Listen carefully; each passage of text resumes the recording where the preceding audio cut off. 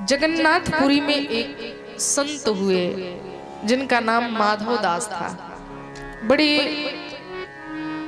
संत का क्या लक्षण होना चाहिए इन माधव दास जी में दिखता है। एक संतत्व, एक संत का नियम संयम क्या होता है, सब कुछ माधव दास जी में था। बड़े ध्यान से सभी सुनेंगे। इनका नियम था दिन रात भगवान का भजन करना। एक सत्य घटना है कि कोई कही सुनाई बात नहीं है, ये सत्य घटना है। बड़े ध्यान से सुनेंगे आप। एक दिन की बात है, माधव दास जी का तो नियम था ही कि वो किसी घर के बाहर जाकर के खड़े हो जाते। कुछ यदि मिल जाता, मांगते नहीं, यदि कुछ मिल जाता तो उसे प्रभु का प्रसाद समझ करके प्रभु को अर्पण करके स्वयं स्वीकार कर लेते थे। कई दिनों से एक घर में जाते थे और वहां खड़े हो करके कई देर तक वापस आ जाते थे। क्यों वापस आते थे? क्योंकि उस घर में केवल सास और बहू का झगड़ा होता था। सास और बहू लड़ते रहती थी आपस में, और लड़ाई इस बात की थी कि बहू को कोई बेटा नहीं हो रहा था। सास रोज किचकिच करती, पोता नहीं दिया तूने। कई घरों में लड़ाई होते रहती है। अब एक दिन की बात है कि माधव दास जी गए और वहीं पर खड़े रहे। कहा आज जब तक नहीं देगी भिक्षा तब तक मैं यहाँ से जाऊंगा ही नहीं। और चुपचाप खड़े हो गए। उसकी सास थी, बहू से लड़ रही थी, खड़ी खोटी सुना रही थी और लीप रही थी, घर पोत रही थी।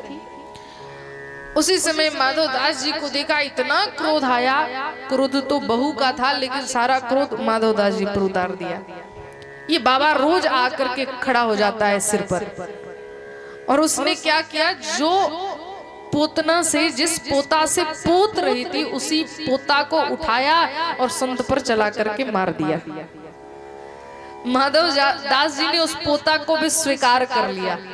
उस पोता को अपने आश्रम में लेकर के आए, उसको बढ़िया धो धो करके साफ किया, उसकी बत्ती बनाई, उसको सुखा करके बत्ती बनाया, घी में डुबा करके, और रोज ठाकुर जी के सामने उसका दीपक जलाने लग गए।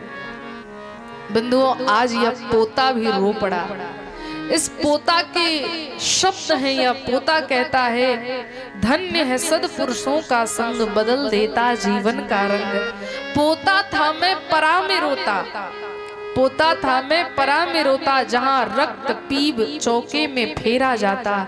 मरते थे लाखों जीव, मरते थे लाखों जीव, आ गया था जीवन से तंग। धन्य है सद्पुरुषों का संग, बदल देता जीवन का रंग।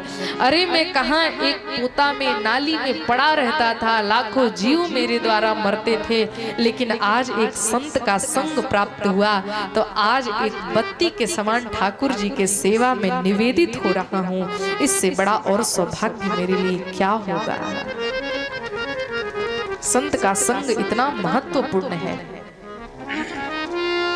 जब वो पोता चला करके मारी थी ना, तभी इन संत कह करके आए थे, माधव दास जी तू रोज पोता पोता कहती है ना, ठीक है तो आज सुन ले, संत माधव दास भी उत्तर इसका देगा। संत माधव दास भी उत्तर इसका देगा। पोता तूने दिया है तो पोता तुझे भी देगा। जा, जितना तू किरकिर कर रही है, आज से ठीक 1 वर्ष बाद तेरे घर में पोता किलकारी मारते हुए खेलेगा। संत अपने आश्रम में ले आए, उसकी बत्ती बनाई, और इधर 1 वर्ष के भीतर भीतर इसके घर में एक पोते का जन्म हो गया। और आज उस बुढ़िया ने विचार किया, सब खुशी से नाच उठे।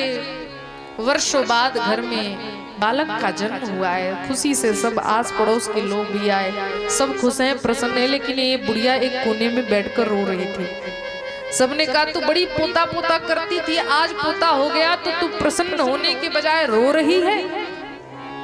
आज उन्हीं संत की वाणी को याद कर रही है यार। ये कह रही है, पोतो दियो न प्रेम से, पोतो दियो न प्रेम से मैंने रीस में दीन ही मार, ऐसे पुण्यन ते सखी मेरे पोता खेलन द्वार, जो मैं देती प्रेम से संत को कृपा प्रसाद, तो घर में सुत उपजते जैसे ध्रुव प्रहलाद। अरे सखियों, मैं अपने दुख का कारण क्या बताऊं। एक संत आए थे, मैंने उनको पोता चला करके मारा था, तब उसी के कृपा के फल स्वरूप आज मेरे घर में पोता हुआ है। कहीं मैं उनको घर में बिठा करके प्रसाद पवाती, उनकी सेवा करती, तो मेरे घर में ध्रुव और प्रहलाद जैसे पोते का जन्म हुआ होता। संत की ऐसी कृपा होती है। इसलिए कभी भी संत का अपमान नहीं करना चाहिए। हमेशा कोई संत आए तो उसका सम्मान करो। जो जीवन में वस्तुओं की कमी होगी वो